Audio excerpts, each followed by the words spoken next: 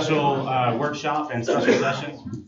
In the workshop, we're just going to set this agenda and then we're going to move right into our regular meeting. That way it's broadcasted for the rest of the city to tune in and watch. Normally on a special session, we normally don't have public comment, but we thought it was very important to have that as part of tonight's meeting. So real quick, we've got a few items on our consent agenda. Let's promote some firefighters.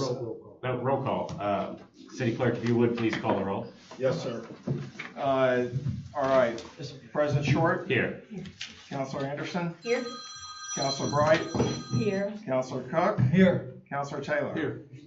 All right, so we do have a few items on our consent agenda. These are some promotions related to some firefighters. So the overall cost, I just think it's important. We have essentially frozen hiring in the city except for non-essential positions. And the annual cost for these promotions is negligible. We're looking at a $4,000 cost for all of these promotions combined. And so I just felt it was important for y'all to know that and the council. So any additions or questions related to tonight's consent agenda? All right, seeing none, y'all good, we'll set that. And then we have one item on our regular agenda, which is, while we're all here, resolution approving and authorizing the execution of the Second Amendment to the Solid Waste Collection and Disposal Agreement by and between the Cava Solid Waste Disposal Authority and the City of Trussville. So that's going to be our agenda. Do we have any other items? I don't believe we can actually add any items on a special session, but any questions related to this before we hop into the meeting? All right, so that'll close our workshop. We're going to go ahead and start our meeting so our live stream gets going there. And now we will actually do the actual roll call. Right. That's okay. We're going to make sure we do it. So Dan, if you'll call it one more time, please. Happy to do it. President Short? Here. Councilor Anderson? Here. Councilor Bright? Here. Councilor Cook? Here. Councilor Taylor? Here. All right, I just mentioned this in the workshop, but for those that are tuning in online, we do have 3 items on our consent agenda. We do have a hiring freeze in place for the city with the exception of essential personnel, and these promotions fall under that. The annual cost for this year is negligible. We're looking at $4,000 roughly total cost for all 3 of these promotions combined. So with that knowledge, I'll entertain a motion to approve tonight's consent agenda. So moved. Second. I have a motion and a second. All those in favor? Aye. Any opposed? All right, our consent agenda passes. Now we'll approve our one item on our regular agenda. We have a resolution approving and authorizing the execution of the Second Amendment to the Solid Waste Collection and Disposal Agreement by and between the Cava Solid Waste Disposal Authority and the City of Trussville. I'll entertain a motion approving tonight's regular agenda. Move we approve the agenda. Second. I have a motion and a second. All those in favor? Aye. Any opposed? Opposed. All right, we have one opposition to setting the agenda. All right, and now we will, yeah, that's okay. All right, so now we will move into, I'm going to take a point of privilege before the public comment section. I'm going to let the mayor provide some information. So we'll turn it over to the mayor and then we'll move into public comment. Thank you, Council President. Thank y'all for being here tonight.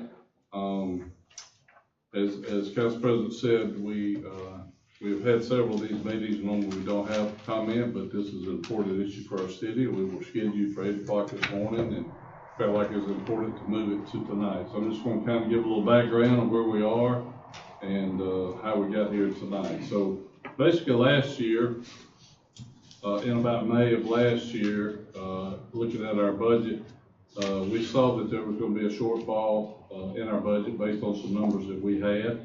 And so there was discussion then about what to do to get through the year. As you know, we ended the year in a negative light. And going into this year's budget, there was about a little less than $1 million shortfall, $900 and some odd thousand.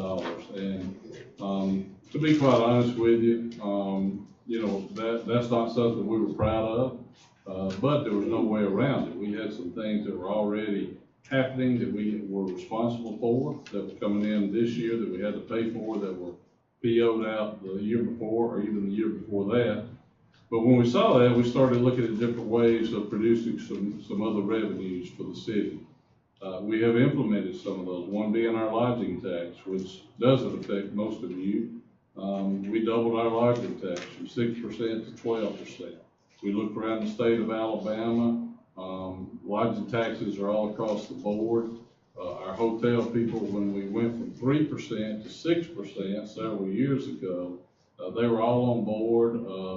ask us to do that. Would you try to find ways to bring more people into the city? And we said, of course. Well, since that passed and we went to 6%, we've had guests come into the city in numerous different ways. Number one, with our entertainment district. Some are coming from out of town to spend the night.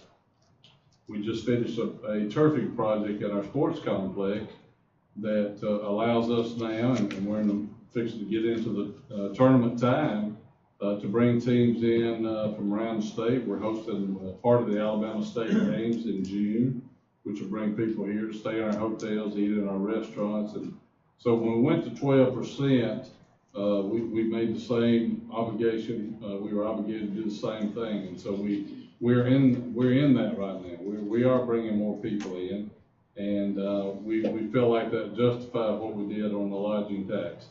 A 12% lodging tax. I don't know about you guys. When I check out of a hotel and I look at my bill, I don't really understand all the taxes that are on there anyway. Every city's got hidden taxes, resort fees, or whatever. So 12% is on ours now. And that's going on. That was, we did approximately $750,000 last year in a lodging tax. We felt like if we doubled that would help us increase that. Our goal is obviously to double that if we can. And so we're tracking that as we speak now.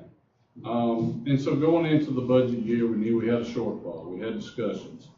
And there's a lot of misconceptions out there that this is punishment for the property tax vote not passing. It is not.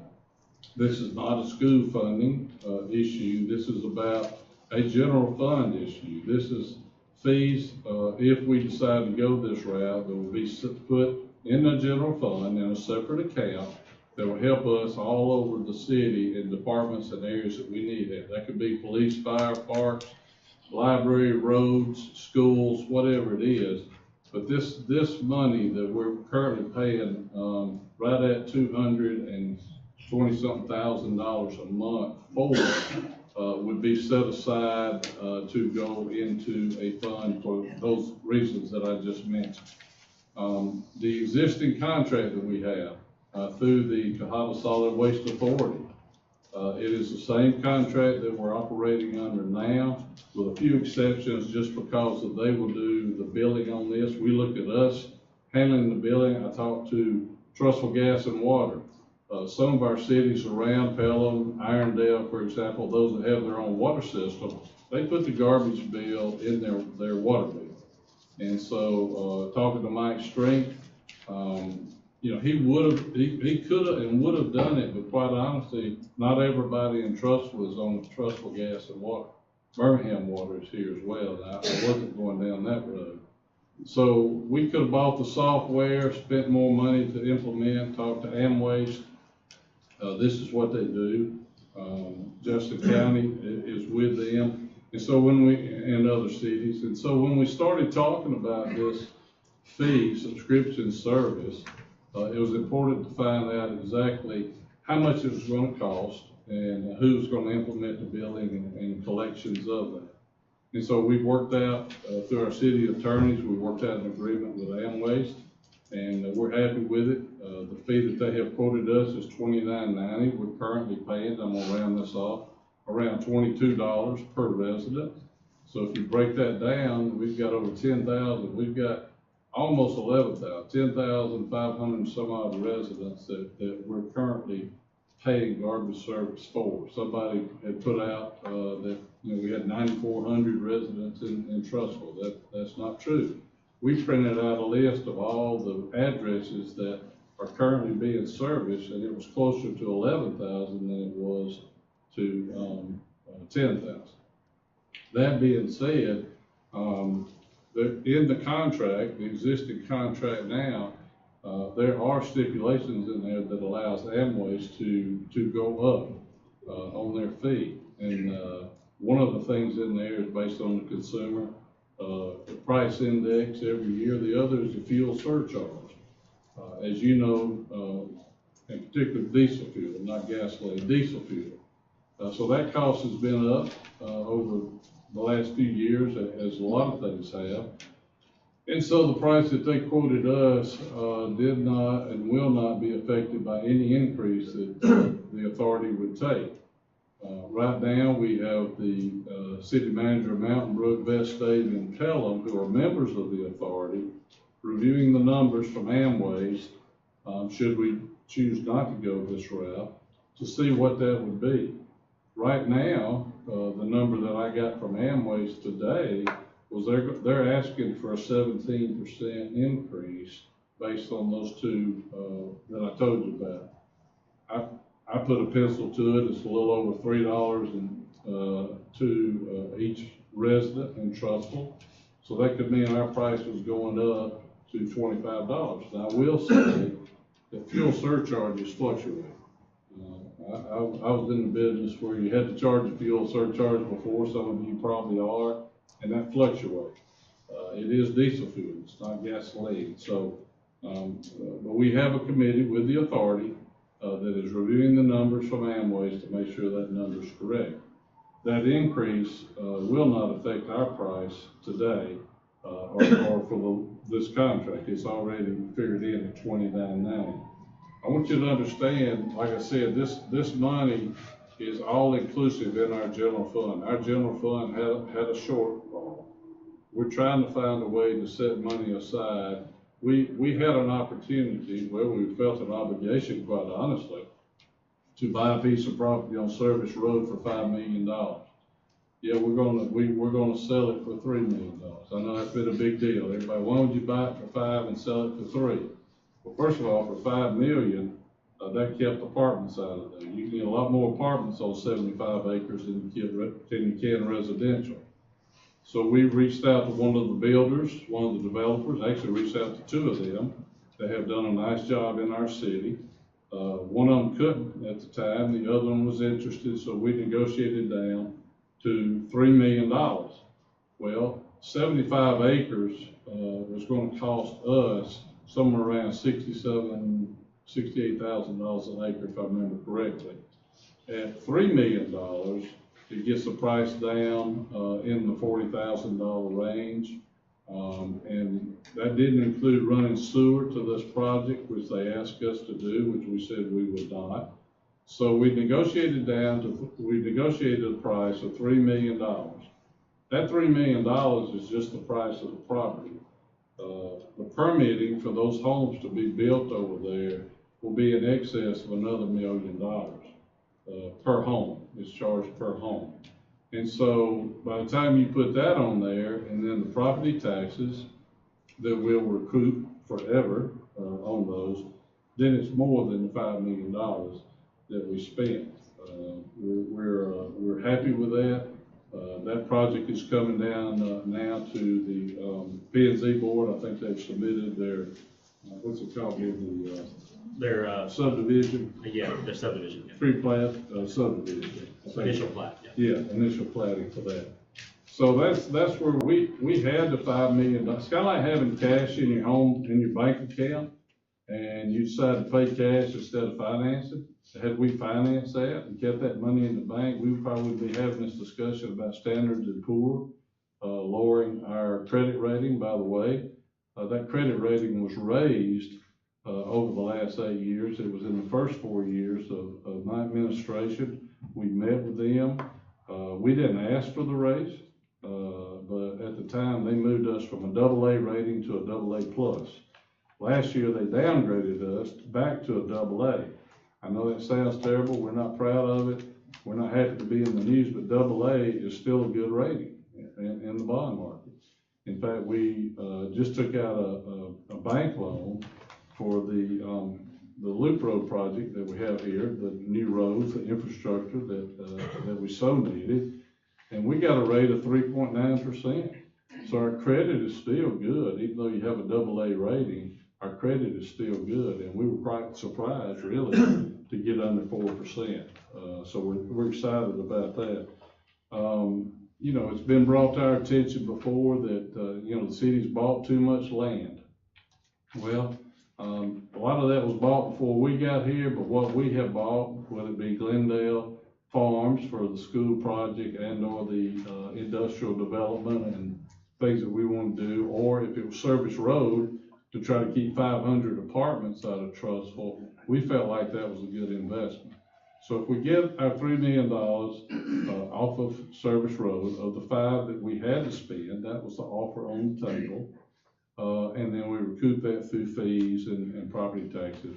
We'll come out to the better for many years beyond. As you know, we have declared Glendale Farms as surplus land. We don't need it anymore right now. The tax vote did not allow that to go through, so until we can figure out how to fund the school and where to put the new school, that property is no longer in our need. So we have had an offer on the project. We had a gentleman here last or 2 weeks ago, I can't remember, at the council meeting. It's open to anybody. Once we declared it surplus and we made a note that we had an auction, an offer, it is open to anyone. Nothing has been signed, nothing has been done, but we do have an offer on that property that I think we'll be quite happy with if it goes through. And so I kind of want to bring that in is that Glendale was $4 million and Service Road was $5 million. And so we did take out a loan on Glendale for the 4 at the time. The rate was so good we couldn't pass it up, but we paid cash for Service Road once we had a developer involved in that. As we talked about earlier, and we've had people here questioning the city giving away money on incentives, Mr. Glenn in particular. So you got your folder tonight, so you probably got some more for us. But you know, it was said publicly that we'd given away $17 million. We ran the numbers, that's not true. And I have them here before me. We had given out a little over $9 million. We don't give it out, they earn it, by the way. This is on what they sell, what they tell us they're going to produce. And if they don't produce the sales, then they don't get the money. So, excuse me, so we have, I think it's 11 incentives out here now. I think that's the number if I remember correctly. So we were a little less than $9 million, $8,800,000. We did give the entertainment district, Kobe Lake, we gave him a $2 million incentive down there. We gave him $500,000 once he got up to $500 in expenses, and then when he opened the businesses down there, the balance was paid to him. That was $2 million that wasn't included in this. So actually the total of incentives that we've given out is right at 11 million, a little over $11 million. Since that time, the city and the school combined, which by the way, the school gets 1 penny. As you know, the sales tax was passed for a penny to go to the school.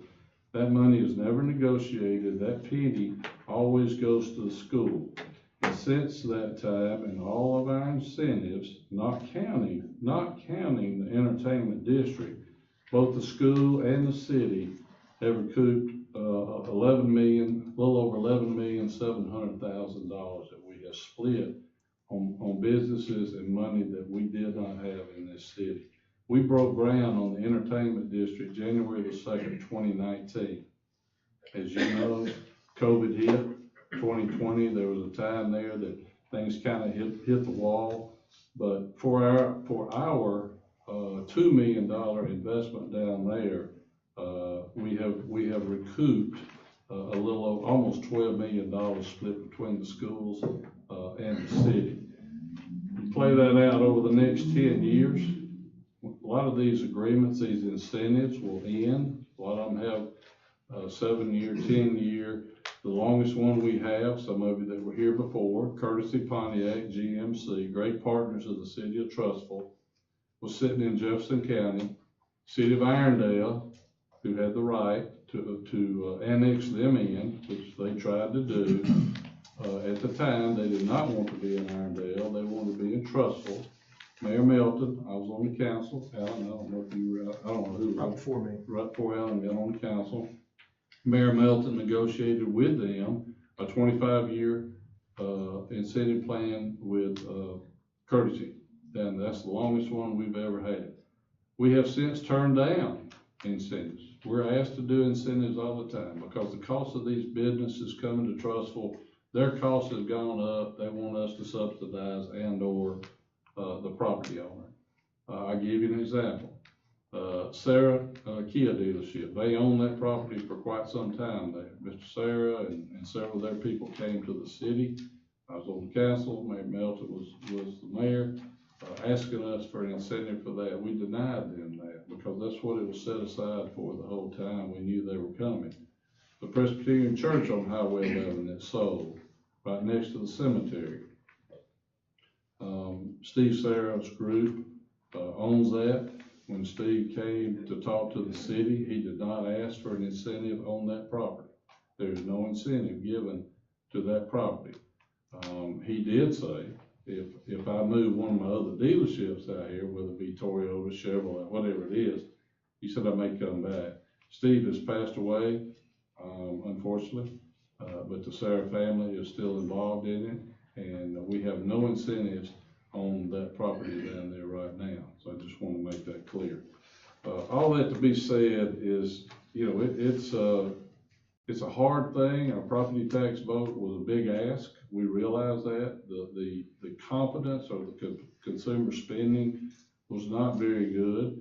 We were not the only city that it failed in. A lot of cities around Alabama, it didn't pass. It was just a big ask. And we asked for 12.9. Maybe, you know, in hindsight, you know, which is, as Pat Dye would say, 50-50, I think.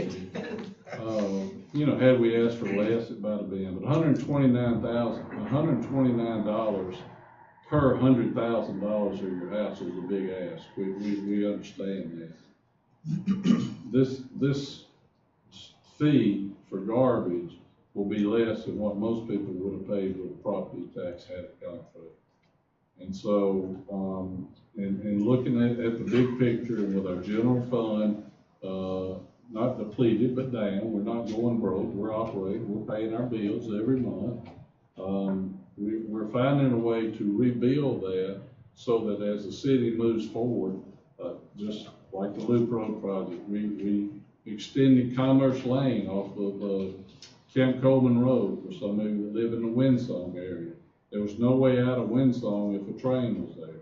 You could go through the chicken plant, that was dangerous. So we spent $1.3 million on 1,600 feet of roadway out there to try to help those people and the businesses, quite honestly, that are across the railroad tracks where people had access to it. So that's what we're trying to build back now.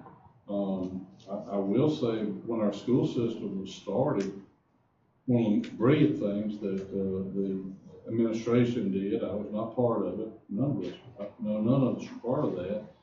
They set up a trust fund between the city and the school. So the penny that was collected paid the debt service on the schools, and it also put 1/4 of that penny in a trust fund. And if my memory serves me correctly, my memory's not what it used to be.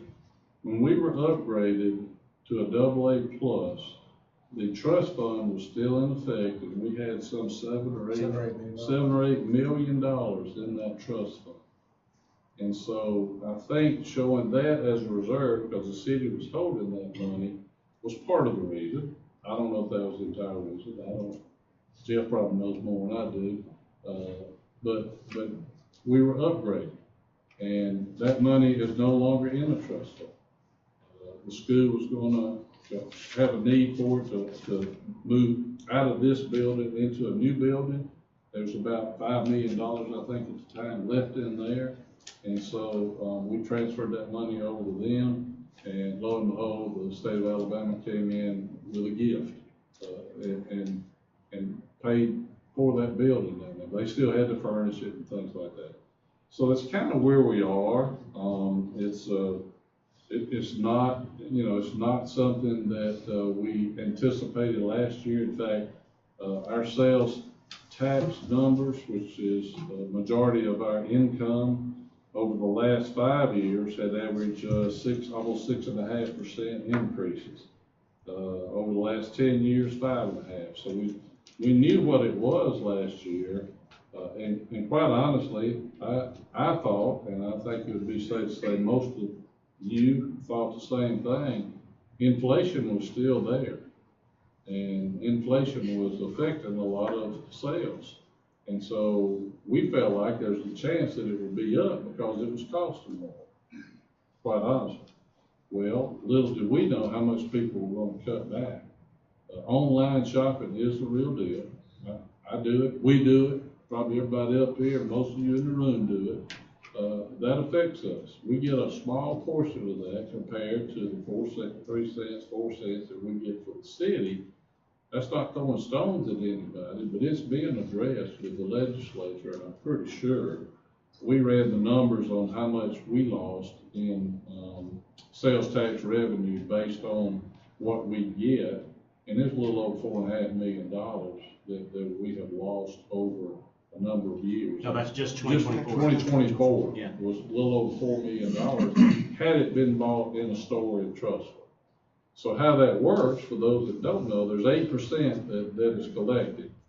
Out of the 8, 4 of it goes to the state, 2 of it goes to the county, and the other 2 is split among municipalities based on your population. Well, it's supposed to be figured on the census, is what we're told. So our census went up in 2020 to 26,000 and change, but the Alabama Department of Revenue is not required to disclose what number they're using for population. Ben went to a meeting in Tuscaloosa. Walt Maddox put it on. Tuscaloosa lost $12 million last year to online shopping. Again, it's here. It's going to stay here. So we're trying to find a way to rebuild our bottom line to where if online shopping continues, which it will, then we have to find a way to subsidize some of the things that the city's going to need.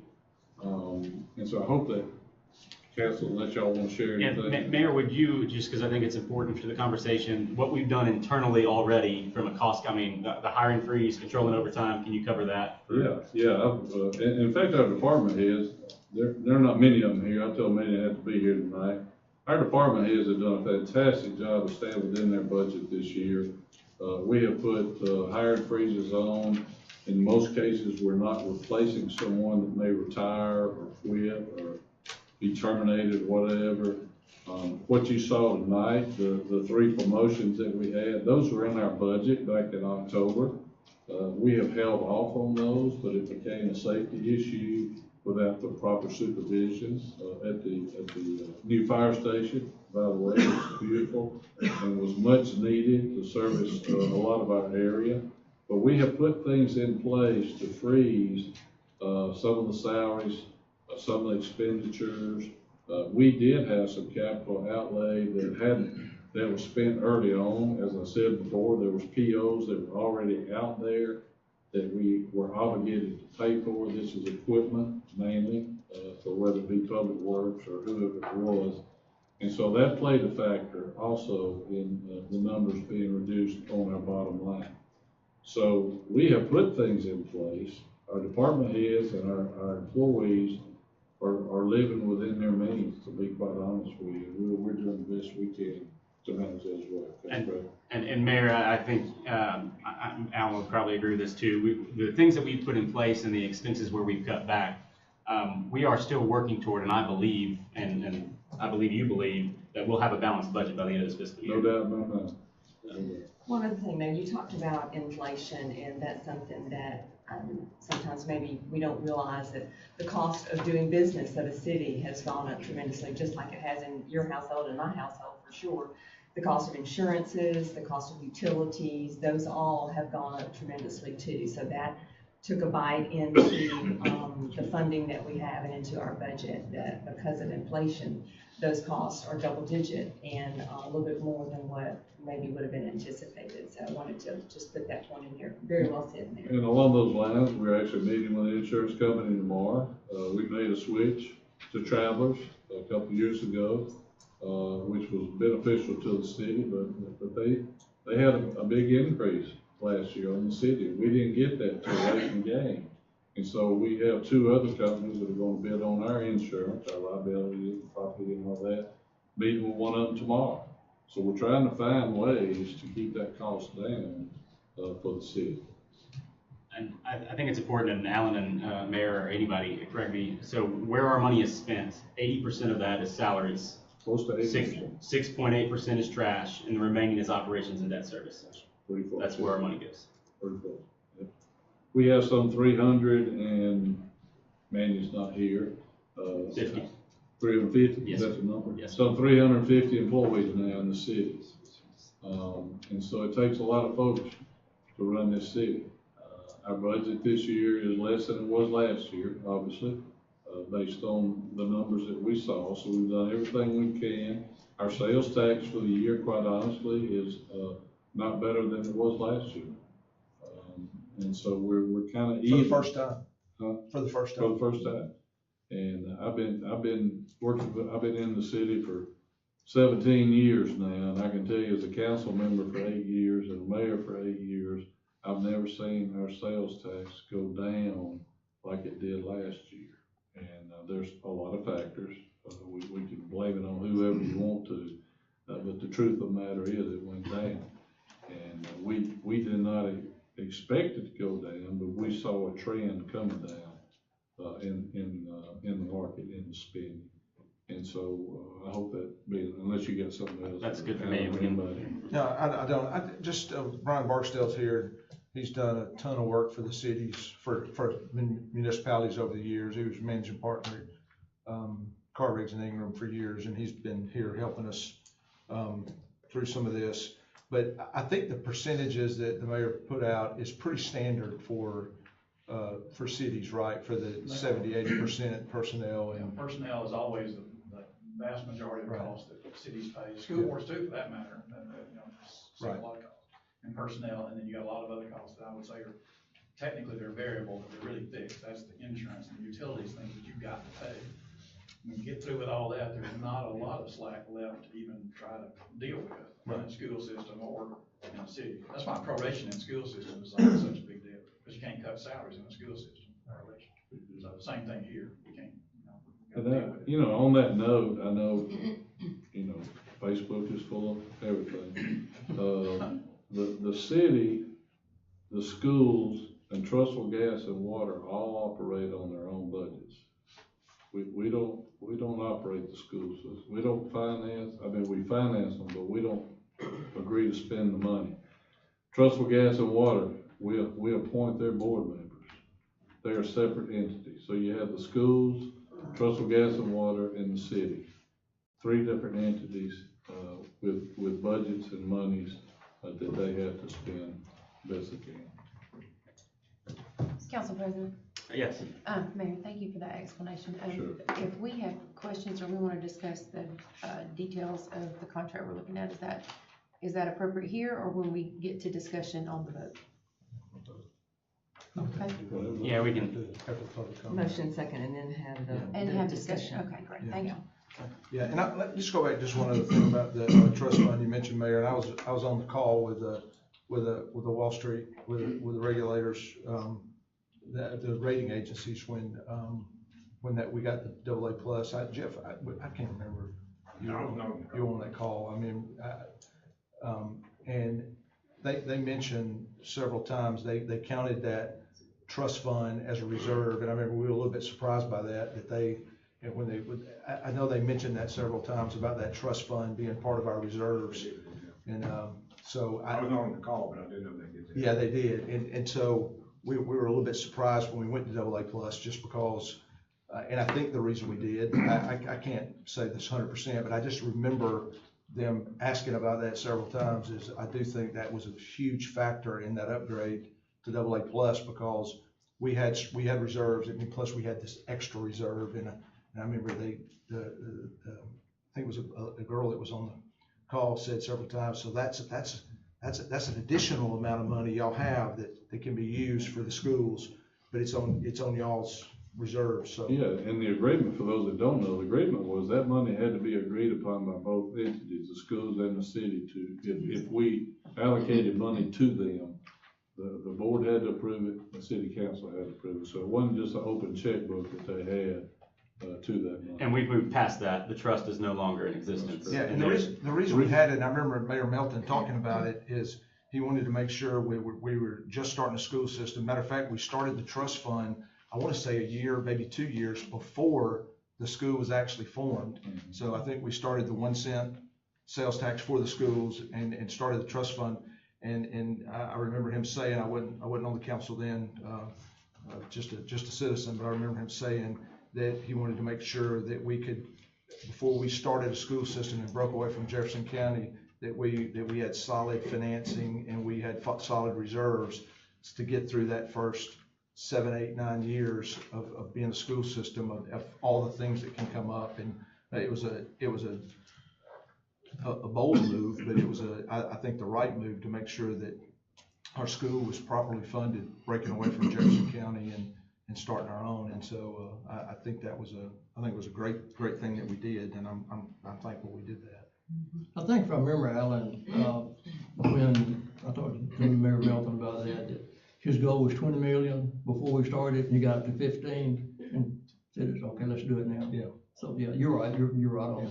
Yeah, that's just what I remember. I was a lot younger back then. That's what I remember. I was too. All right.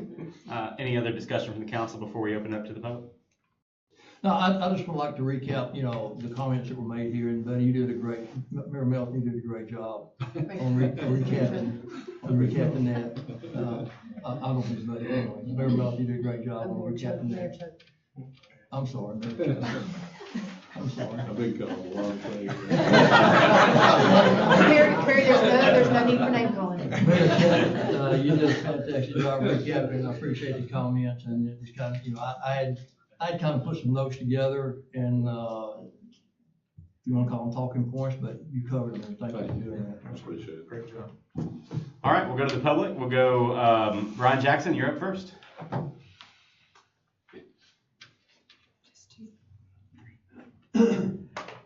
Council, Mayor, thank you for this opportunity, and of course, thank you for your service. And Mayor Shea, I really appreciate the comments that you made a few minutes ago. I believe it provided a lot of clarification on city business a lot of people may not be aware about. Really, I come before you with just some questions, talking points, and suggestions for you to consider as part of this contract that is being put forth to the city for these garbage services. I will go and admit I'm under the assumption I don't have the original contract that was signed with the city, and all I've had is what was posted by the Trussville Tribune, which is, I believe, was the amendment. So some questions for the council, maybe some comments from you guys, but, would we be able to have a copy of the current contract to see exactly what the city agreed to almost 5 years ago with the current provider, and also, the amendments that go along with that? I'm specifically interested in like how many units and some of the terms and pricing schedule that they presented, some of the surcharge, the increases. How does that match against the current amendment that we have before us? And does it seem reasonable in light of what we're facing? And also, would the city be willing to provide a roll forward? Hey, this is what we were paying under the current contract, the units that we had, the prices, the surcharges, the increases, and this is what we're going to be paying now, or what the citizens of the city would be paying now. So we can actually see the numbers behind, what is being presented here tonight in this contract, so we can make sure and understand the numbers that are going back to the general fund, because I think a lot of people, if they saw the numbers, they might be more receptive to this contract and might understand it a lot better. Sure. So, a couple of talking points there that I have is really just the language of the current amendment. I do have a lot of concerns that it is a 10-year agreement, and 10 years is a long time in any kind of business, any kind of city, and under any contract. And what if it becomes necessary for us to make changes to that contract? Maybe even to subsidize from the city these services, or maybe even to reestablish city-provided trash service. Is that going to be possible under this contract with that kind of term? I am concerned about the surcharges and inflation adjustments. There's really no clarity about exactly how those charges are calculated, they're capped or withdrawn. In particular, I'm very concerned about the fuel surcharge. The number they have stated is $3.06. If you use the index that they propose as being the measure for that, diesel has not been below that or near that since April of 2022. And, I'd like to see, maybe some negotiation done around that. Also in the amendment, there's really not a lot of accountability to Amways to ensure that they provide some acceptable service to the residents of the city. And that may be in the original contract. Jefferson County has that in their contract, and I've got their language here before me. But just some suggestions, here's in my presentation, but I really would like to see us tighten up the term of the agreement. I think 10 years is too long. A lot can happen in our city in 10 years. That's multiple administrations that come through. Our financial capability and situation could change. The terms with Amway could change, and their service they provide us, maybe something we want to watch. I would also recommend find a way to phase this charge in with the residents. I think all of us here want to see the city be in good financial standing, but I noticed the effective date was 6/1. We're in a big hurry to get this in place, and maybe that's something to do with the contract, but would it be possible for the city maybe to reduce their commitment, yet transferring responsibility to the citizens over a period of time to make this a little more palatable? Lastly, I would really like to see Amway hold accountable, and maybe that's in the contract. Trash service at times has been unreliable. They've missed pickups, they've missed days, all of us have experienced that. I really like some language that Jefferson County put in their contract and is posted on their site, but I mean, they're gonna charge back $250 for every complaint or request not fulfilled in 24 hours. I don't know if that's in our current contract, but I'd like something like that to be in our current contract. That way, because once this charge passes to us, it's not just the city's contract, it's our contract as well. And I think we expect service and we expect good service from the person we're paying our money to. So thank you for your time. Thank you, Brian. So much. Thank you. Thanks, Brian. Thank you. Mayor, do you want to cover part of that before we go to the next one? Do you want to cover any of that before we go to the next one? Or you want to wait until the end? No, I'm good. Okay, all right. Next up, Mr. Glenn.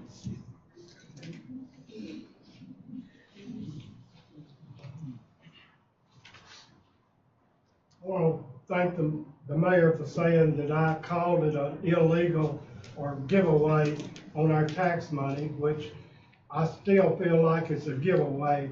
If you're gonna take my tax money and it's meant for operating this city, our garbage, our police departments, fire departments, whatever, and then you turn it over and give it to the retail salesman that collected them, I think that's illegal. It may not be, but it is called a tax abatement, and others do it, but that doesn't mean that we should do it.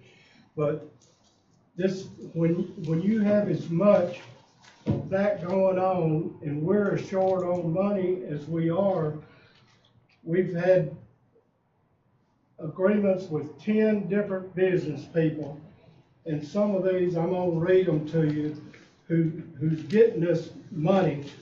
And these are Courtesy Buick, which the mayor mentioned, Wells Motorsports, Edgar's, Taco Mama, Half Shell, Aldi, Total Health, Longhorn, and Walk On.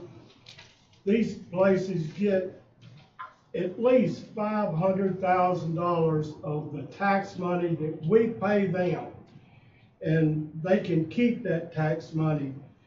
And to me, that may not be right in my version, but I don't like it. I never have liked it.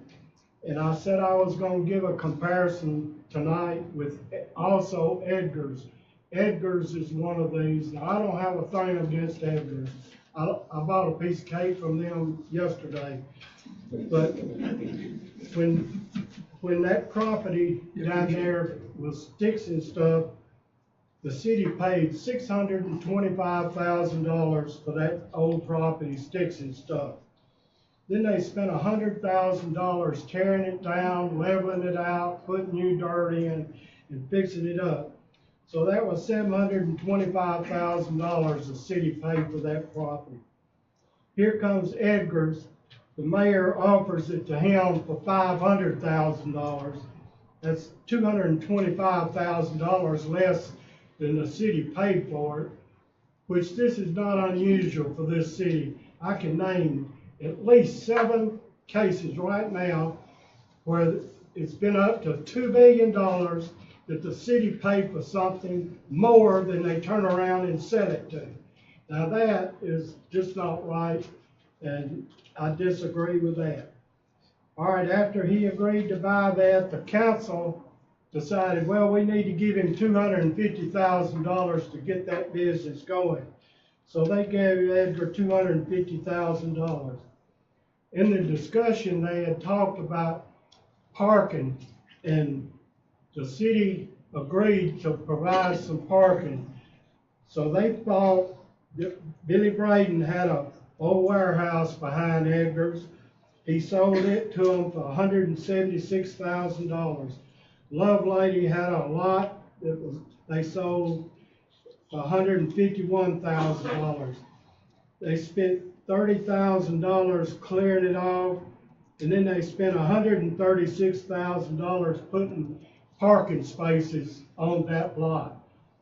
And that is the agreement they had on the parking. But then the city said, well, we're gonna lease that property that's down there on the corner of, Van and, US 11. So the city signed a 10-year agreement on that property for $3,500 a month. That's $42,000 a year that the city signed for 10 years with an option of another 10 years at another $1,000 higher. So the city has already spent, I showed it as $420,000 because that's what the contract says. But the city can get out of that contract and by giving a year's notice, and that, in my opinion, that's what the city should do and save that money to use it for city use. But they can also add more parking spots in that spot where they already added some parking spots, so it wouldn't leave Edgar's high and dry. There would be, I estimated at least spots for 25 more parking spots in that lot that already has about 22 lots that the city originally put in. But that is ridiculous that the city is paying that $42,000 a year. And so you figure up all these things that Edgar's has gotten, and they hadn't paid 1 penny of tax. Not 1 penny. The only money they've collected is the money that we buy stuff, and then they keep the tax money. But they have received incentive agreements for $1,894,928. Now, you tell me that's right, and I'll argue with it all day, but it's not right. And some of these people, at the last meeting I attended, they said, oh, this is something we gotta do. This is not something you have to do. There's places in right now, Rodney Scott's. I'd pick Rodney Scott over any of these places. The donut place. Mr. Glenn, just for a quick point of reference, and I've let you triple your time as I normally would do, but the year in which the Edgar's agreement, this parking agreement was made, can you tell me what year that occurred, just so I can do some research? It was September 2018. 2018. Thank you, sir. I appreciate you, and we're going to move on to the next individual, but thank you for your comments. Okay. All right, so you telling me I'm through? Yes, sir. I gave you about 10 minutes there.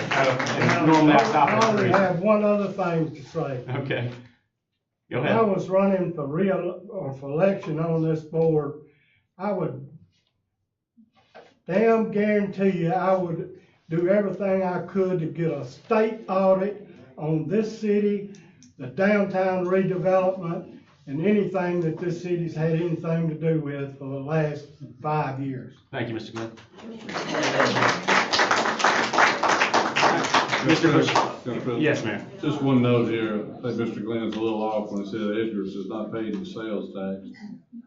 They paid almost $600,000, collected almost $600,000 in sales tax. The property next door that we leased from Charles Payne, We also have a first right of refusal on that should he decide to sell that big parking lot one day. Billy Braden did sell us one of those buildings back there because we did promise Edgar's to have 20 off-site parking places at the time. Edgar's was the first one to come to downtown Trussville. They wanted to be in Trussville. They actually had a contract on the property down there where Freddy's and whatever the chicken place is, it went out of business. And when I met with them, I was on the council at the time, they wanted to be in Trussville. And they saw a catalog or a brochure that our redevelopment authority had put together. Jeff Raymond and his team had put together a vision for downtown Trussville. And sitting in Mayor Melton's office, Terry Smith's wife, Dottie, saw that program, saw that brochure and said, we want to be right here, which is in our downtown area. And so, yes, we did what we could to get Edgar's here because that was in Birmingham, that property down there where Freddy's is, and they wanted to be in Trussville. For them to pay us almost or collect almost $600,000, our schools have gotten over $150,000 from them in the short time they've been open. The agreement with them is they get the 3 cents for the first 7 years, and then it starts sharing with the city after that. If it was 2018, that is coming to a close pretty soon, and they could not be happier. At one time, it was their highest volume store. You know, we had people tell us, ain't nobody gonna pay $40 for a cake. Well, they're not. They're probably paying $50 nowadays. I don't know what they pay. But just to clear up what Mr. Glenn says, they do collect sales tax, and then we rebate them on what they collect, not just give that money away to them. So just point of correction. Thank you, Mayor. All right, Mr. Fouché. I won't take 3 minutes, but I think the mayor said the city lost money last year. Yes, sir. Can you tell me how much?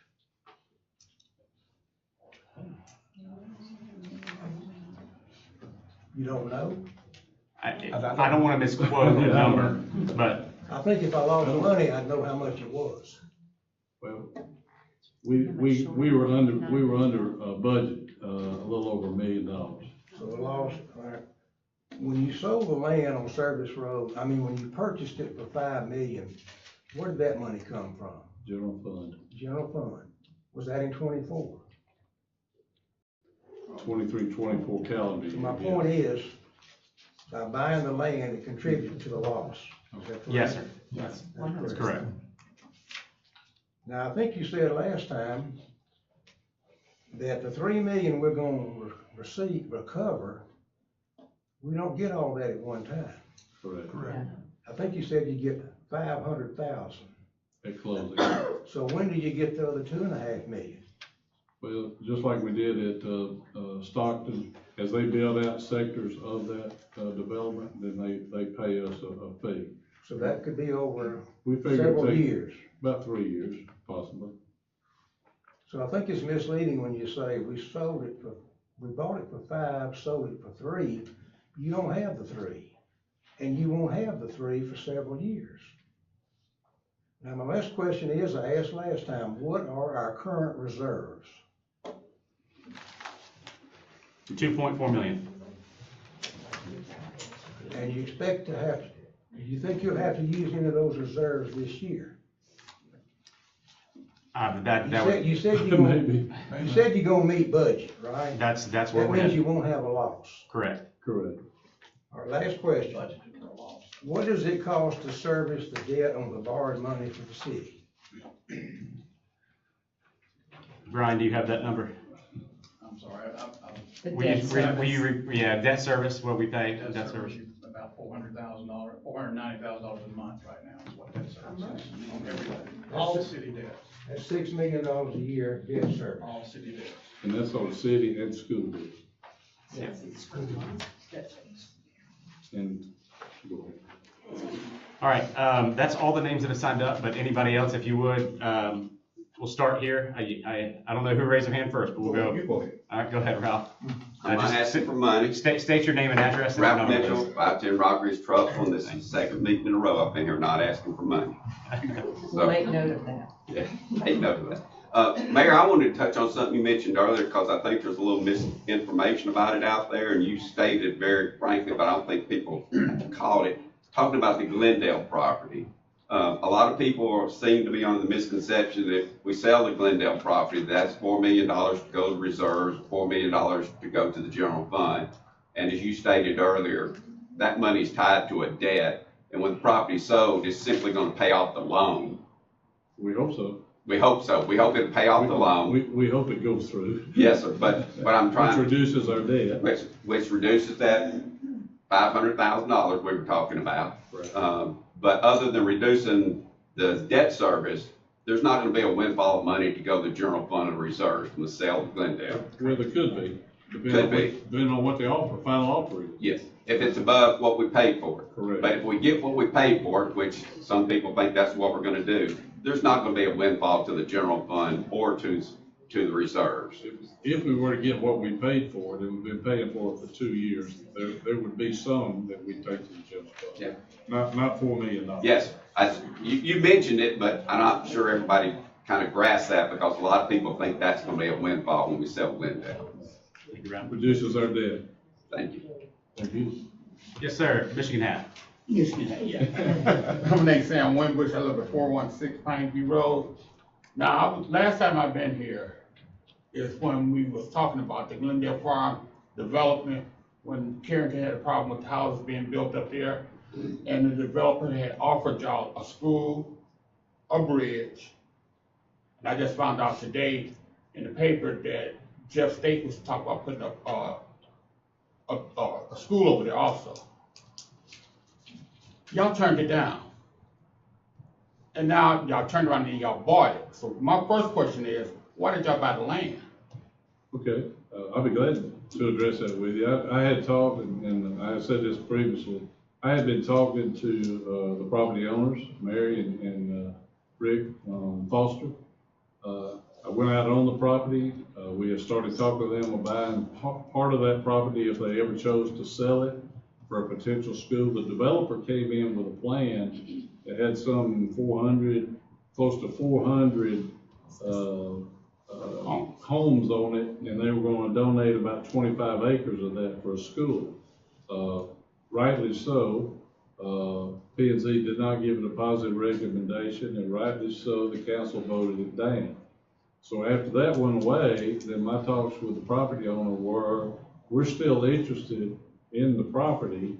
We would like to always be considered if you decide to sell it. I mentioned before, I was out of town. I was at a conference, and I was coming back, and I got word that they had listed that property with an auctioneer company, and that they had accepted an offer. So when I got back to Trussville, I called the property owners and said, this is what I've heard, is it true? They said, yes, it is. And I said, well, I thought we would at least be given consideration. Well, we just decided to sell it off, 230 acres. So we didn't need 230 acres. I asked the owners, I said, is there anything we can do? They said, well, you need to talk to the auctioneer and find out. So I called the auctioneer, explained the situation. He said, Mayor, there's really nothing you can do unless the offer doesn't go through, the financing or whatever it is. I said, okay. So then we got to looking into another option we had, which is someone had purchased Mr. Beard's old home site up there, and he had a first right of refusal if the family sold any of the property out there or is assigned. He could assign that to someone. So we asked him to consider, would you assign that to the city? We had to match the offer, which is a little over $4 million. And so he did. And so we ended up getting 230 acres instead of 25 or 30 that we were going to get for the school. After we bought that property and we got to looking at a development plan out there, we shared that with the public. There was the elementary school in a totally different location than what the developers were going to give us. There was Jeff State that, someone mentioned, you, I think, had gotten $7 million from the legislature to build a, like a career, what do you call it? Adult studies. Huh? Adult studies. Adult studies, career adult studies building out there. We looked at, building a couple of new multi-purpose fields out there, even a little town center. And then the other portion of the property was zoned, industrial, light industrial. One of our local businesses was looking to relocate in Trussville under one roof instead of 8 different locations that they had. So we had a plan, hopefully, to develop the whole 230 acres.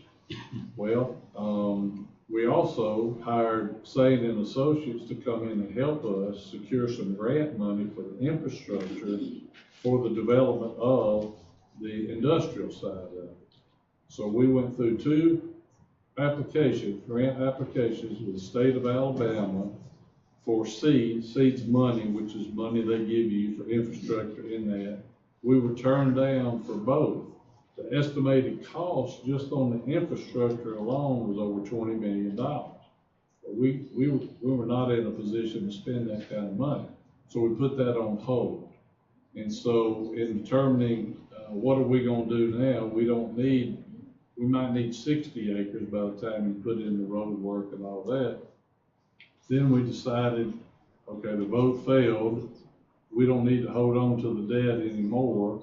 If that's not where school is going to be, then we consider selling the property. And so I reached out, first of all, I reached out to the owner that gave us the right to buy that property to see if he had a first right of use with us. Do you want to purchase the 230 acres that the city currently owns, because we're going to put it up for sale if the council agrees? Let me think about it. He thought about it for quite some time, called me back. He said, no, I'm not going to be in a position to do that. So I reached out to the business owner that wanted to go out there, told him our plans. I said, do you want the acreage that you need and the infrastructure for your company? No, not right now. I'm not ready. I'm not in a position to do that.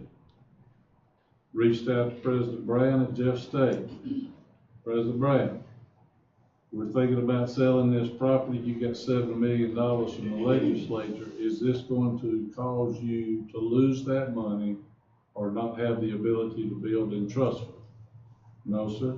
In fact, we've already started looking at other sites, and we plan to find a location in Trussville. So after the 3 entities that had mentioned before that they were interested in it didn't, I had somebody 2 years ago tell me that if the city ever decides to sell part of or all of that property out there, we would be interested. So I reached out to that person back in January of this year to see if they're interested. We're interested. So they went out, looked at the site, and they were interested, and they made us an offer. We have a letter of intent from them, but the property had not been properly surplused and had not been zoned. It was zoned institutional. So industrial. And so we had to go through the process of planning zoning to zone that 230 acres as agriculture. The public told us, our citizens said, not only are we going to support the ad valorem tax vote, we want that property to remain a farm. That's what that property needs to be. So we went through that process, and it has not come to the council. Right? It had come from P&Z. It'll be coming soon with a recommendation that the city rezone that property agriculture, because agriculture is the only way this potential buyer would buy it. That's what they want. It's a farm. And the gentleman that was here the other night who we extended the offer to him and anybody else up until June the 9th, wants it as a. Because we didn't give away what is the residential equivalent of an abatement in this regard. So that project, the residential part of that project, in that residential development agreement, they wanted us to pay for their main road, their main thoroughfare. They wanted us to cover the cost of that bridge to go in, and then they wanted us to reimburse the developer for the grading on the donated land for the school. So it wasn't a great deal in the city's favor. So that's why that got shut down too.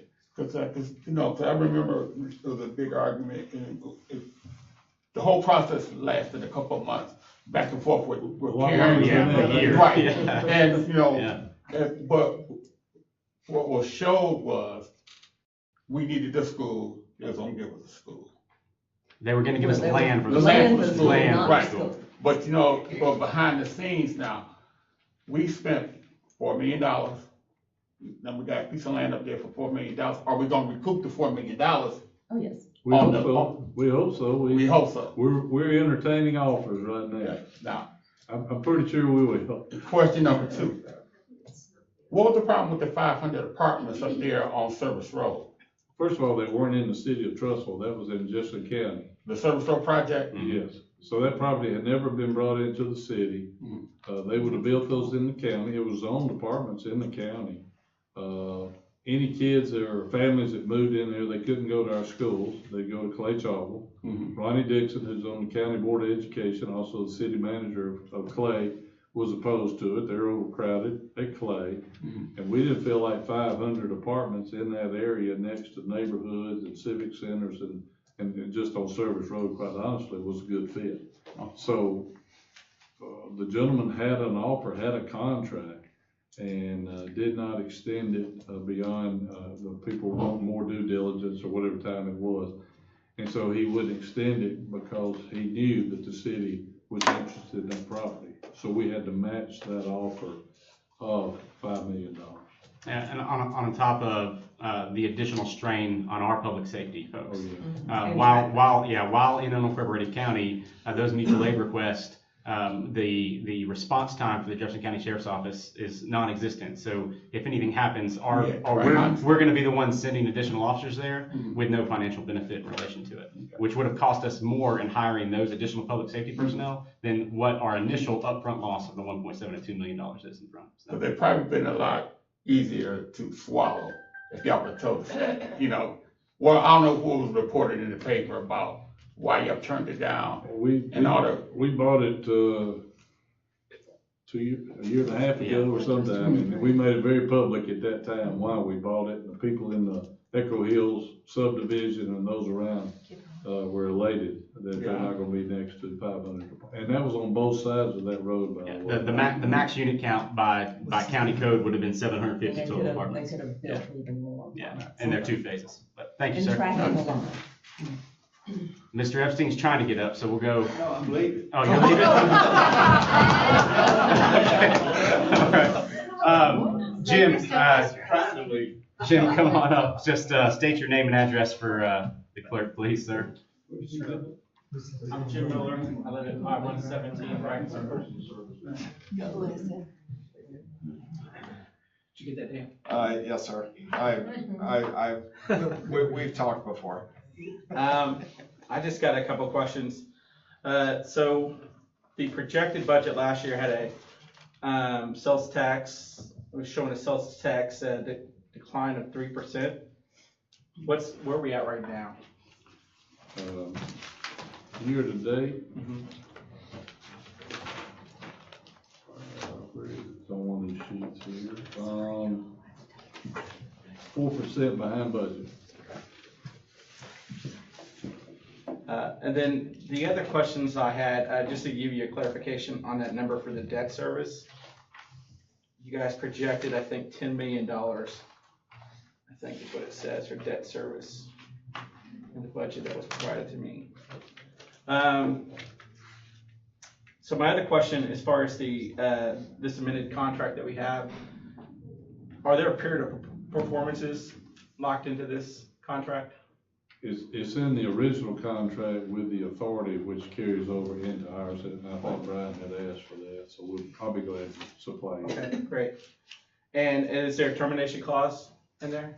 In the original contract, there is, And you said that there's 10,000 homes right now, 10,500 homes in Trussville? roughly. And how much money did we spend on garbage last year? 2.6 was what was budgeted. 2.6? Mhm. So I did a little bit of math before I came here, and I was thinking it was gonna be, that this is a great deal because it was gonna take us, we were paying 2.6 last year. This, if every resident paid this year, it'd be about $1,080. Of course, that was off of, I think my notes was like 9,000. So I think now it's about $1.6 million, which is $1 million we'd save. Why wouldn't the city just take this deal and pay for it themselves? I need to see your math on that. Just I disagree with your math, but I want to see how you got there. Sure. So, Okay. but we can work through that. Sure. And then the other question I had is that seniors that we have that you guys made the promise to, because you didn't make the promise to me. I just moved here 4 years ago. My wife has been here all her life, except for the time that she followed me around when I was in the Army, which was about 5 years. But I've been here 4 years, so you're not really breaking a promise to me because you didn't make the promise to me. But you did make a promise to the seniors that are now on fixed incomes. And I believe that I saw some information, so I'd like you guys to clarify for me that seniors wouldn't have to pay for this if their sole income was Social Security. That's one way they could be exempt from it. So how many of our seniors currently only live off of Social Security in Trussville? We don't have to have that, but that would be an application. They would have to bring in proof. So it'd be misleading to say all of our seniors would be able to file an exemption. Yeah, that was never said. That was never said. Good. I just want to make sure that was clear. That's all I had to ask. I just wanted to ask those questions. Well, we did say though, Jim, and maybe that's where it is, that the council could consider a number of, the only two that are exempt by law, state law, are those two. Those that can get a permit from the state health department to go dump their garbage at landfill or wherever they want to go, or somebody whose whole household income is Social Security. That's the ones that are by law exempt. Sure. That's not to say the city couldn't help, and we're. And that, I'll jump in on that, Mayor. So yeah, so when this final vote occurs for this, on the June 10th meeting, that's where we'll finalize those that, and again, this was proposed in previous conversations. So in terms of those that qualify for Social Security, Medicaid, Medicare, things like that. So those don't qualify under the state code for exemptions, but there is a way for the city, again, at the will of the council at this point, to hopefully subsidize the cost for those within those classifications. And just to be clear, subsidize just means you're going to pay for it. Pay for part or all, yes, but it has to be, but we can't use the term exemption because then we violate the state law, but yes, that's right. Sure. And just a point of clarification. What happens if somebody doesn't pay their debt to Amwaste? What happens if they don't pay their garbage fee? Who pays for it? The city will be on the hook for it, but and again, this will be covered if it passes. There is a process that we go through. Amwaste does everything with letters and trying to get it collected. The city follows up, and if not, then the service is removed.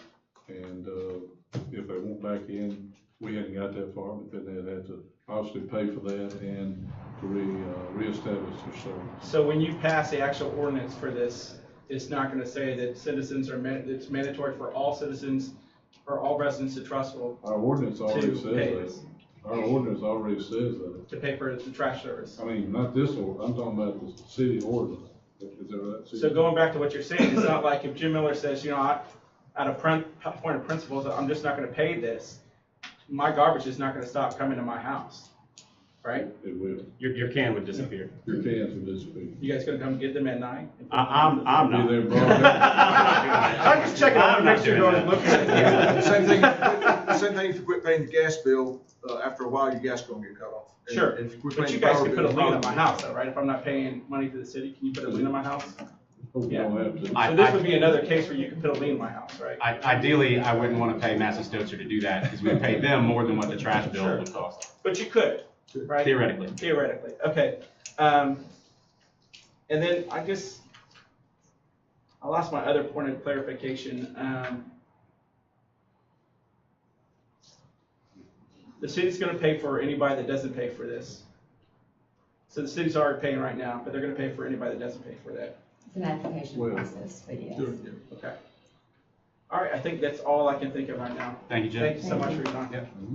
I saw a hand in the back left corner. I can't see who you are, so come on up. I guess y'all's back right corner. Sorry.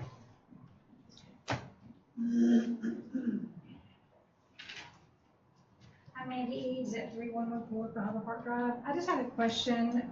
Like right now with the contract, we have 2 cans and debris that gets picked up. Will the new contract still be the same? Yes, same service. Okay, and then if y'all are able to get the budget to balance out, would this be able to come up to be able to go back to the way it is now? Where the residents don't. I think the council has looked at, options like that. I don't want to address Cahaba Park, so you're in the, condo? No, I'm Off Fort Bradford Road. Mhm. Oh, okay, I'm sorry. Yeah, the service remains the same, 1 day a week plus debris every other week, but, that's something that we have discussed also about, does this sunset or is there a step? We're trying to be as fair as we can about it. Okay, but it would be still the 2 cans and debris Oh, yes. and Services like this now. Yeah, nothing changes. Okay, thank you. In the middle, yes, sir. Oh, Jim again? I remember I put it there. Hold on, Jim. We'll come back to you at the end. Is anybody else before Jim here? Oh, yeah. All right, let's go here. Come on up. Is that Miss Wallace? I can't. Yep, perfect. If you would please state your name and address. Deborah Wallace, 8012 North Lake Drive. I was looking at some of the budgets online today, and quite honestly, from what I see on the 2024 budget, the way it looks to me is there was a 6% increase in sales tax. I know when we start talking about the properties, we talk about the service road, Glendale Farms, but when you look around over the last few years, there's been a whole lot more property purchased than just those 2. You've got Sheepdog Firearms that was purchased for the police department. I'm a very big police supporter, so I don't begrudge that at all. But you do have that 4 million, I think it was. Or no, 2.5. 2.5. It appraised at $4 million. You've got the gymnastics center that was built.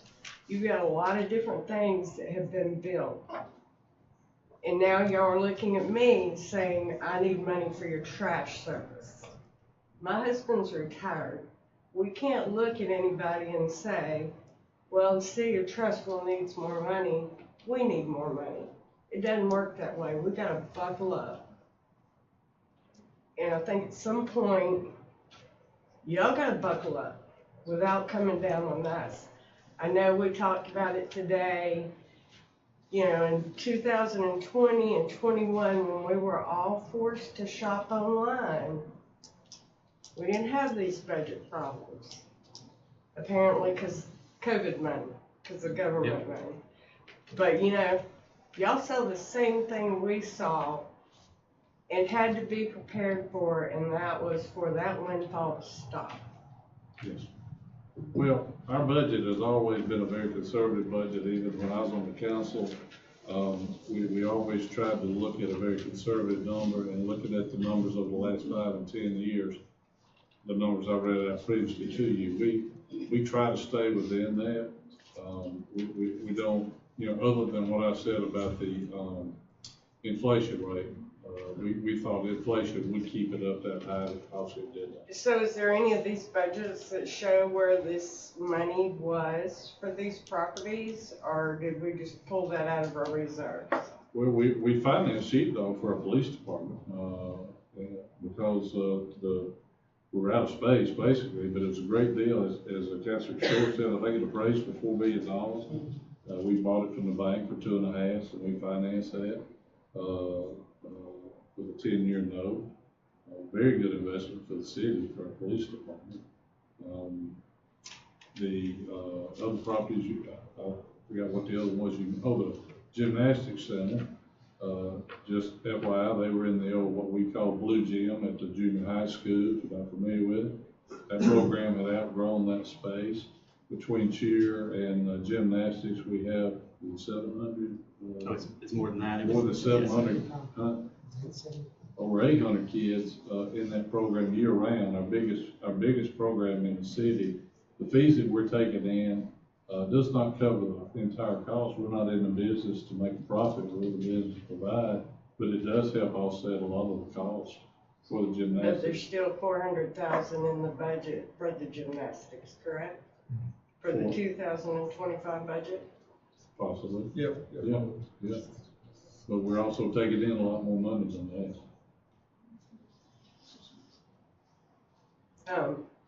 I think there's some other ways that could be looked at where you wouldn't hit the whole community. Because the gymnastics is helping a certain group of kids, but it's helping a small group of kids. I don't Where consider that this trash small, deal affects the entire community. Yeah. Because if bill's coming from the trash company, I decide I don't want it anymore, y'all gotta jump through hoops to come after me. Trash builds up in my yard or wherever else. We hope not. Thank you, We're Ms. not Watts. that type of people, we would I don't not think do you are. that. I don't think we are. But, you know as well as I do, there's other people in Trussville that will. Yes, ma'am. Well, Thank you. We understand. All right. Anyone else before we go to Jim? All right, Jim, go ahead. Thank you so much for giving me a chance to bring up my points of clarification that I forgot about. Sorry about it. So the last things I had to clarify was, you said, Mr. Mayor, that the cost of $29.90, that the fuel surcharge and the cost price index was already in there, right? So as the fuel surcharge goes up, the price of the $29.90 will also go up, correct? It could. Not, I mean, it not the will, first because year. we just have seen that it's at 306. So if it's at 306, what's the price of diesel right now? 320. 320. So it's already going to go up. Well, I think that's what they're talking about there. Their current ask is going to be based on that index. Sure, but as soon as it goes up next week, Yeah, and I think. then we can. When we're driving down here and I look at Shell Station and diesel's up, I can go. I know my price. That's not typically how No. fuel surcharges work. No. I was in the business for a lot Sure. of years, and it doesn't move every day as they move. It's a Quarterly, right? It's a formula that they use from time to time. But it won't be in the first year. That $29.90 is that first year. No rates can change. Okay, so it's like it's almost like my bill with Brightspeed that I got right now. I get that rating right now until the end of the year, and then when it jack that high-speed internet back up on me. Okay, then the other question I had for you guys is, who is the largest? Because I was looking for this, I could find it. Who's the largest cell tax revenue provider for our city?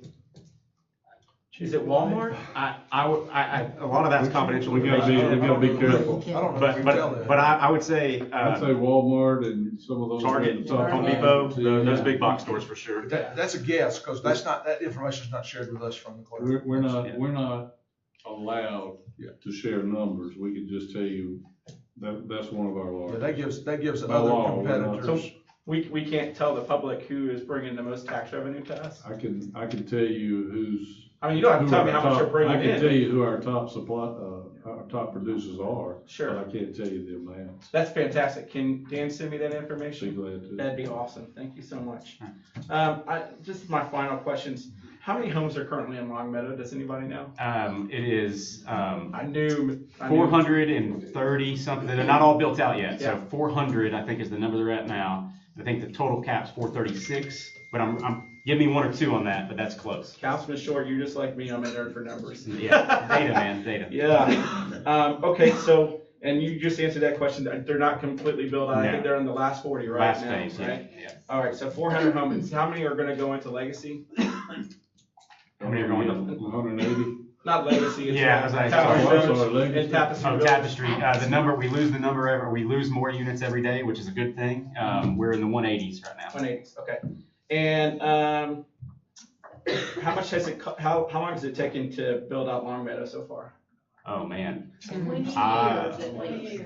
Them and Trussville Springs win the award for Trussville Springs is 18 years, Long- so I longest think we running. win the award. I put you both together. It's not an award I wanna win. I'm one of them. I'm not sure How many years do you think Carrington don't win that? Carrington too. So I know we got two folks that were on this, board for at least almost 18 years, right? How long did they say it was gonna take for them to build those subdivisions? I was not on council when Okay. Trussville Springs was developed. What about Long Meadow? That was No. 2007? I've been on since 2012, so I think it was long before that. I bought a lot in Long Meadow when they first started. Long Meadow, Carrington. Gonna downsize a long time ago. The Springs, the crash in '06 really kind of put a damper on all that, and which could happen again. Is that to your something you point. guys could just give me the information on? Yeah. Okay, great, that's awesome. And then, are the current residents, of Long Meadow, are they gonna get everything that they were promised? Like that trail? No? No? Somebody say no? I live there. Oh, fantastic, thank you so much. And then, the last thing I would say is, who is the company that's going to be developing, Tapestry Village for us? It's Harris Doyle. And Harris Doyle is who's building out Long Meadow, right? Yep. Okay. And Trussville Springs. So, I would just say, hope is not something we have to worry about. I mean, we have past performance to tell us that we may probably have to hope that they're gonna do what they say they do, and it's gonna be done in 3 years, but I would probably bet that they're not. In the Army, we call that the most dangerous course of action instead of the most likely course of action. Thank you, Jim. Thanks for your time. Yep. Anyone else? Yes, ma'am. I have a question. I saw somewhere at some point in time that. Will you state your name and address Oh, for I'm us? sorry, Carolyn Knight, 6040 Mountain View Trace, Long Meadow. That all employees were getting an 8% increase, salary increase this year? No, ma'am. No, ma'am. Okay, that's what I was just, No. I saw that somewhere, I just wanted to verify it. I had another question, but it went out. Thank you. All right, anyone else? Yeah, what percentage are they getting? We haven't determined that, but budgets haven't happened. Now, there are mandatory merit-based raises within the personnel board that we're required to give to our employees. We start them out at the bottom of their salary range, and then they get 5% every year for 10 years. And that's something we don't mess with. But in terms of cost of living, we haven't discussed that from a budget perspective. So, but that's not unique to us. That's every municipality in our area. That's just how it works. Okay, all right, thank you. All right. Anybody else? Can I say something? Sure, Councilor Cook. That cost of living, does that also include, we're gonna look at also the longevity pay? That's what it is. Most definitely, yeah. All voted on by the council. All of it. All right, I'm here, and everybody going back for seconds here. Yes, sir. Is there a cap on our garbage over the years? Like I said, we start off at 29 for the first year. So it's 29 the first year, they can't raise it. Is it a cap on it? Because like in 10 years, if we still in this contract in 10 years, what could our garbage fee be? To be determined. If we agree to this, then all of that is what the city wants to be on the hook for. If we want to leave it at $29.90 for whatever the council decides, 5 years, then the city has to pick up if there is an increase. Which is definitely something that's part of the conversation right now. Right, because the way the economy is going, and Trussville is, like about 65% of senior citizens. No. 30%. Our average age is 39. Yeah, right, so, but, for us seniors that live on a fixed income. So what happens if this thing is skyrockets? You get to a point that is unbearable, the cost of living increase goes up, the taxes go up, then the gas prices go up, and then whatever that company name is, decide to shoot their rates up to keep pace with the other garbage companies. And they all kind of do that, and I think that's one of the benefits of being in the authority is that it gives us negotiating power with the other municipalities in the area as well, but that's the reality of the business, they go up. But we are gonna discuss, before we vote on this officially on June 10th, if we go to this model or not. If there's a way that we can take on any additional costs for a set period of years and things like that. That way people know exactly what it's going to be for a set period of time. That way they can plan effectively. So, all right, thank you. And to answer your question too about over the next 20 years, will it go up? It absolutely will. Right. When the gift was offered in 2002, I think it was, for the city to start paying for that, the citizens were paying for it before that. And when that gift was offered in 2002, to start paying that, it was probably close to about $500,000, and now it's $2.67 million. So in that 20 years, it's gone up. Right. So so yes, over the next 20 years, if history repeats itself, it's gonna go up. Absolutely. Now, could we just add a penny into the sales tax? Yes, sir. To offset some of this here? Good. We could, and that would make it be shared by more than just the residents of Trussville. It'd be shared by everyone who shops in Trussville, which is a whole different scenario. It would actually bring in more money. We run numbers on a 1/2 cent and we run numbers on a 1 cent. You don't want to hurt your businesses. You don't want to be necessarily the person with the highest sales tax in the area, but we have discussed that. We felt like garbage was a little bit more palatable, but maybe not. You would pay far more in additional sales. I'm not a fan of increasing sales tax. You would pay far more in sales tax than you would in a garbage fee over a period of a year, guaranteed. But it'd be shared though. It would be shared. It would be, but it would cost you more upfront. The city would be better financially if that was the case. But all right, thank you. But is the garbage fee the same for the commercial district? The commercials always pay for theirs. They do their own. They pay for their own. And it is a higher rate than residential. All right. Anyone else? All right. Ben? One more time. Go ahead, Ralph. Ralph, you're gonna be our last one. Y'all brought it up, so I'm gonna, the 1/2 cent sales tax. Yep. If you look at it, you would have to spend $6,000 a year in taxable services in the city to equate to about $300 that you're gonna suggest putting on us for garbage. Mm-hmm. So people on fixed income who don't buy as much stuff that is taxed within the city would actually come out far better with a 1/2 cent sales tax increase than the garbage tax. It would be, they would spend less. But we don't know what the number is, Ralph, as far as how many seniors are on that fixed. Oh, I understand. And it's at a time when businesses are struggling with online and we've got great businesses, I feel like that puts more burden on our businesses. I ran the numbers, and a 1/2 cent generates $5 million. 45 million. And I would suggest if you do the 1/2 cent, that you give a quarter of that 1/2 cent, half of that 1/2 cent to a special building fund for the schools, and then put the other quarter of the 1/2 cent into the general fund. And that would raise more money for the general fund than the garbage would. And that would also start assisting the school board and building some reserve for the buildings that they need. Well, we're also not accounting the impact to the small businesses in and of itself, and what the decrease in overall purchases would be with the city of Trussville as well, when they would either just continue to buy online, increase that percentage, which offsets the overall issue that we've got, or they go to another jurisdiction within the area for that lower rate. I hear what you're saying. You know as well as I do, for a 1/2 cent, it would cost you a whole lot more in gasoline to drive somewhere else to shop than just stay right here. And Mr. Mitchell, you make a good point. And I mean, in 2002, when the administration back then did it, and I was living here then, wasn't involved, but it was a bold move to go to 10 cents when everybody else was around at 9. If you remember, one of our neighbors put a sign up that said, leaving 10 cent sales tax, coming into 9 cent sales tax.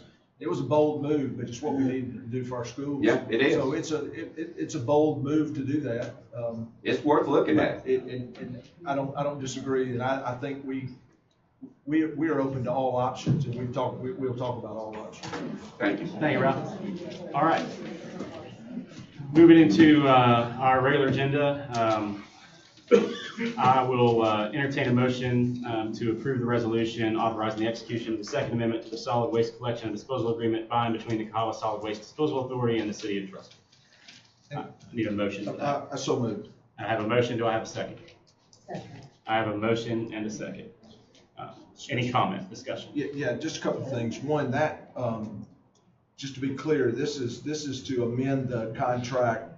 This is not the vote to where who's going to pay for it. This is just to amend the contract that's currently. I want to just say a couple of things. just about some of the comments that were made, and I certainly understand, everybody don't agree, and everything that happens in our city doesn't affect everybody the same. And, it was brought up tonight about our gymnastics center. We have 800 students in our city that's a part of that right now. Our ball fields, we got calls about the turfing of the ball fields. We've got 750 kids playing baseball. We got 330 kids playing softball. We've got, I'll finish in just a minute. I was gonna say something about the ball field. Okay, but can I finish? And then, okay, thank you. We have, we're now hosting tournaments that brings people into our cities that we hadn't gotten to do before. We've got a showcase tournament coming this summer with 60 college coaches coming here. We got folks from all over the country coming in, players, to put on a showcase that'll stay in our hotels. They'll eat here. So those are things that we're able to do now. But I really want to go back to kind of how this got started and some of the comments about the tax abatements and all. We made the decision as city leaders years ago at really some of the bidding from our citizens about we needed to do something to upgrade our city. If you remember back then, we had the downtown area was broken down buildings with broken down cars that sat down there. And I can remember, and Jeff, I apologize if I bring up your name, but you and I stood there in that and talked about that for several times. We talked about that. And I think our citizens were tired of that. We did do tax abatement, but where Edgar's is now was sticks and stuffs. Again, a building that was almost broken down, and look what it looks like now. Look what our downtown looks like right now. One of the things that was mentioned about a $2 million, we had a thrift store that was coming to Trussville, and it was going to happen, and the city intervened. We had a lawsuit filed against us about that, which it was unsuccessful. But we stopped the sticks and stuff from coming in. So I mean, for a city to grow and to thrive, like the cities around our state that's growing and thriving, there's a cost to it. There absolutely is. And long term, I think it pays off for us. It will pay off. It's helped our schools. We got one of the best school systems in the state of Alabama. This is a desirable place.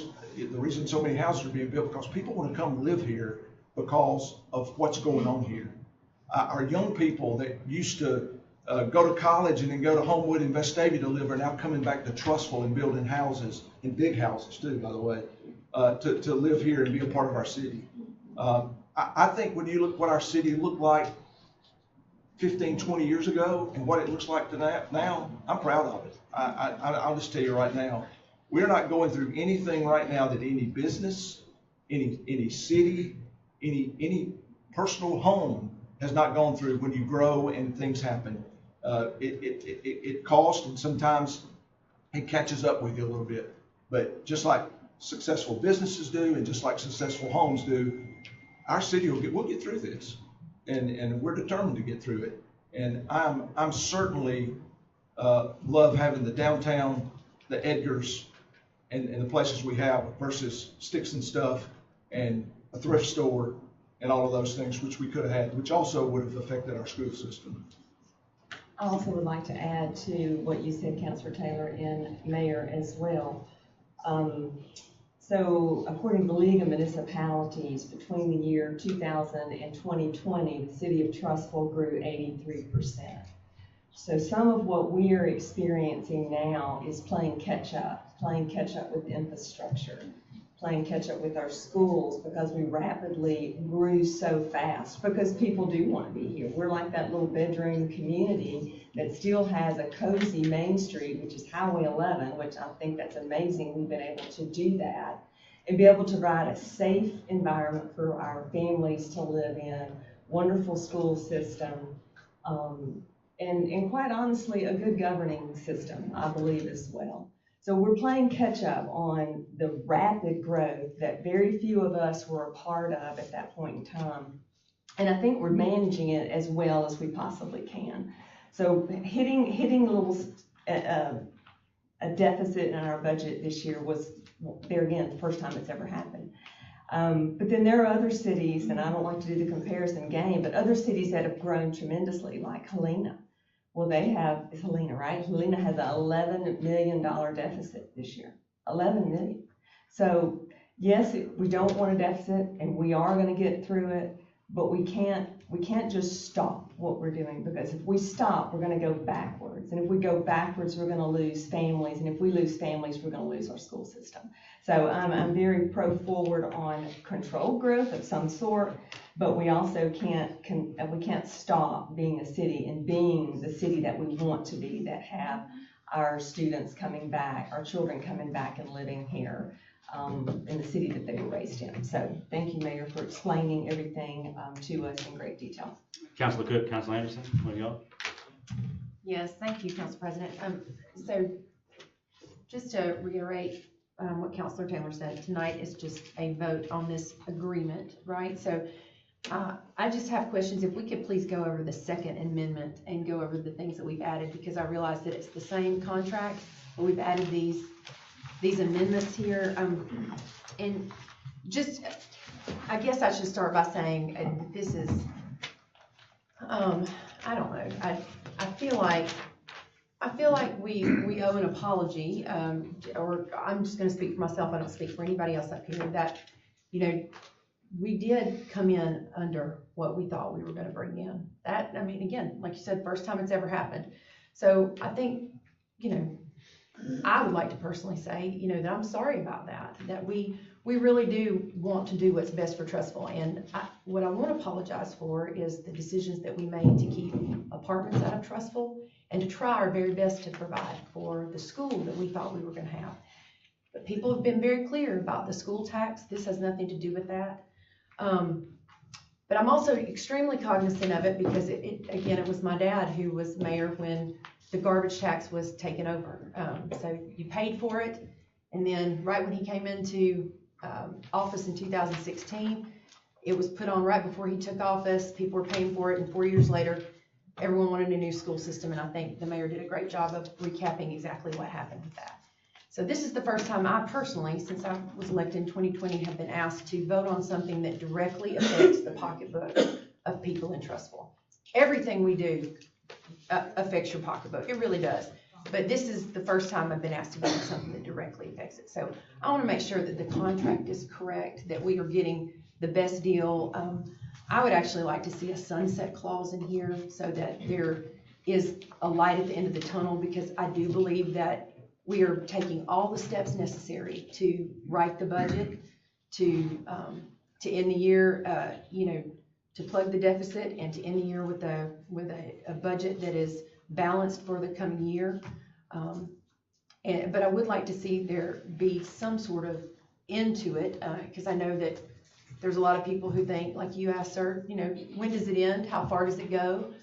So if we could maybe discuss a sunset clause, but I would like to go over the stuff that we're amending, because I did vote for the current contract that we have, so I realize that that's what we're starting with. And then just want to make sure that everyone's clear on exactly what we're looking at tonight. And again, to remind folks, this is about getting the details of this contract correct. But fundamentally, I do believe we ought to pay for garbage service. I mean, I'm not opposed to that. What I want to make sure we do is that we do it right, and then we're also telling you that we're doing every other single thing that we can do to balance the budget, to rein in spending without losing city services. And that's really all I had to say. If we could just go over these real quick, Council President. Sure. Yeah. Mayor, you want to run us through them? Yeah, be glad to. Michael Brower's in the back. He's been working on this with our legal team. So the Second Amendment permits the following. It mimics the 8-year, 10-month term in the agreement that we already have, which means that nothing changes in the original agreement. We were the last of 5 cities, by the way, to come into the authority. The original members were Vestavia, Hoover, Pelham, Mountain Brook, and Trussville. And because of the way our garbage contract ended with Republic, who bought out Santec, if you remember. It was December of 22, I believe it was. So it mimics the same 8-year, 10-month term between the city and the authority being the Cahaba Solid Waste Authority. It sets the base rate for service at $29.90 per household unit per month, which will be billed quarterly. It permits an annual rate adjustment according to the master agreement, which we covered, which is the fuel surcharge and the exemption, the consumer index. And so that can be up or down? It can be up or down. Total 5% up, 5% down. Well, 5% on the consumer index. The fuel surcharge has to be over, what was it, 305, I think, before they could be anything. So it could go down. Okay. Requires the city to determine and provide a list of eligible units for service, which we have, and which residential units may be subject to either one of the following exemptions: a certificate of exemption issued by the state or county of public health entitling that resident to dispose of his or her own solid waste as provided in the certificate, or an exemption based on income where the resident and his or her household sole income is Social Security. And Mayor, before you, just while we're on those, the first one you said there, those are just the 2 exemptions outlined by state law. It does not prevent the council from providing subsidies. Correct. To be voted on our June 10th meeting. So correct. And Amways has agreed to that if we so choose to go that route. Excellent. And so the June 10th meeting is the place that we would add those. If people are Correct. looking at us and saying, Between are you gonna comp anybody? What Yep. are you gonna provide subsidies, et cetera, and offset? That June 10th meeting is Yeah, what. we'll discuss at our June 5th workshop for the June 10th vote. Yes, sir, thank you. Requires the city to pay for all eligible unit service and then determine how the city wishes to collect on unpaid accounts, which keeps control local, that'd be us. Sets forth the customer service information, which is, I think, whoever, maybe it was Brian asked for the original contract. By the way, we get 3 reports daily on missed service. Some of you in this room have probably reported missed service. We get a copy of that. We have great communications with Amways. A lot of times they'll go ahead and text it, they'll go back and get it. There are cameras on these trucks that know if your garbage is at the curb by 6 o'clock in the morning. I'm just telling you as a FYI. So try to get your garbage out there by 6 o'clock. But they have been very responsive to any missed garbage. And we don't, and 10,500 people to service, the percentage is almost minute right now.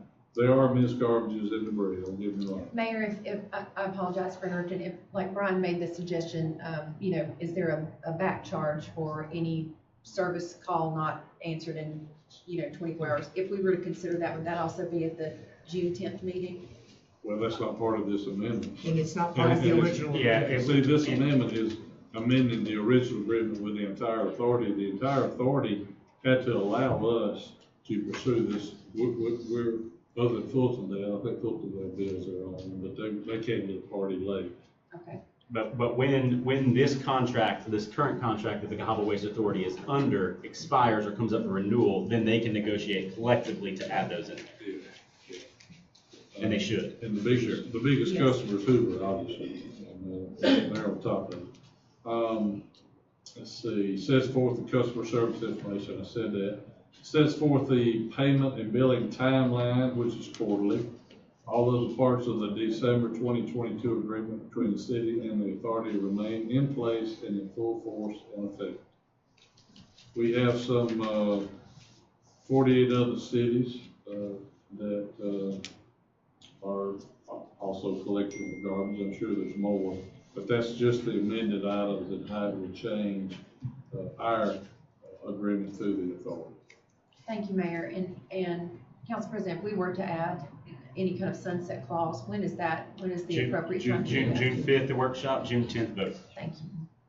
That's all I have. Thank you so much. So, Mayor, would you want to one more time go over the companies, the cities, I'm sorry, that are part of the Cahaba Solid Waste? That would be Vestavia, Hoover, Pelham, Mountain Brook, Trussville, we were the 5. You had to have 5, and by the way, through state statute, if you have this authority, you don't have to go out to bid, you do that collectively. Since then,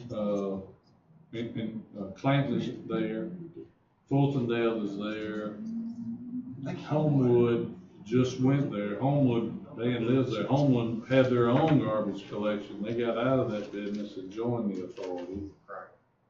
And I think that's all of them. Councilor Cook? Yes, thanks, Council President. There are several things that I will agree on. One thing I want to insert before I forget it is, one of our department heads, Jim Nolan, wanted to make sure I told everybody here that he was looking at it from home. I don't know if it's a foot issue, a back issue, or what, he's got issues going on, but he wanted me to make sure that I told that. Another thing is, I probably have the longest history of being in Trussville of anybody up here. I've been here 48 years, and I'm like Councilor Anderson. Or you win.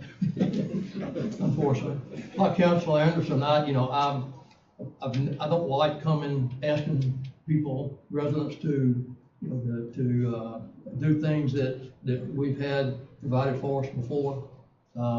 It's kind of hard to do that.